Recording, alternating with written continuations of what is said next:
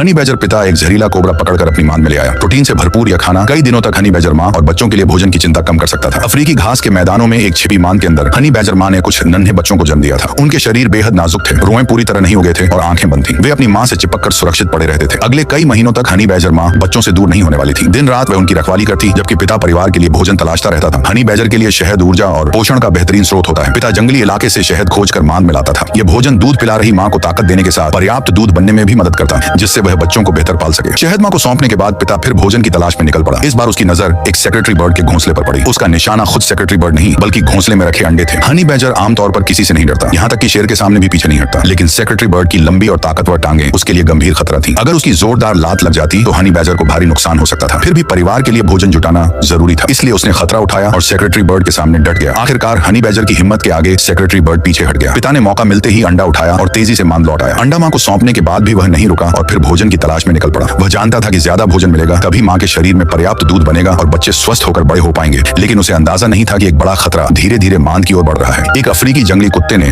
अपनी तेज सूंघने की क्षमता से मांद में छिपे बच्चों की गंध पकड़ ली। वह चुपचाप मांद के मुहाने तक पहुंचा और माँ के असावधान होते ही अचानक अंदर घुस गया। उसने एक नन्हे बच्चे को मुंह में दबोचा और तेजी से भाग निकला। जब हनी बैजर पिता को खतरे का पता चला और वह मांद में वापस पहुंचा, तब तक बहुत देर हो चुकी थी। उसका एक बच्चा अफ्रीकी जंगली कुत्ते का शिकार बन चुका था। यही जंगल की बेरहम सच्चाई है। यहाँ कमजोर के लिए कोई रियायत नहीं होती और जिंदगी की जंग हर पल जारी रहती है। इस घटना के बाद हनी बैजर माँ और भी सतर्क हो गई। अब वह बाकी बच्चों से दूर नहीं होती थी और हर समय उनकी सुरक्षा में लगी रहती थी। 3 महीने बाद हनी बैजर पिता एक बिच्छू पकड़कर वापस आया। तब तक बच्चों के शरीर पर मुलायम रोएं उग चुके थे। उनकी कमजोरी धीरे धीरे खत्म हो रही थी और उनमें माता पिता जैसी जन्मजात बहादुरी दिखाई देने लगी थी। सभी बच्चे भोजन के आसपास जमा हो गए और उसे पाने के लिए आपस में टूट पड़े। कुछ और महीने बाद ये नन्हे हनी बैजर अपने माता पिता का साथ छोड़कर अफ्रीकी घास के मैदानों में निकल पड़ेंगे। ऐसे ही रोमांचक कहानी देखने के लिए हमारे चैनल को सब्सक्राइब करें।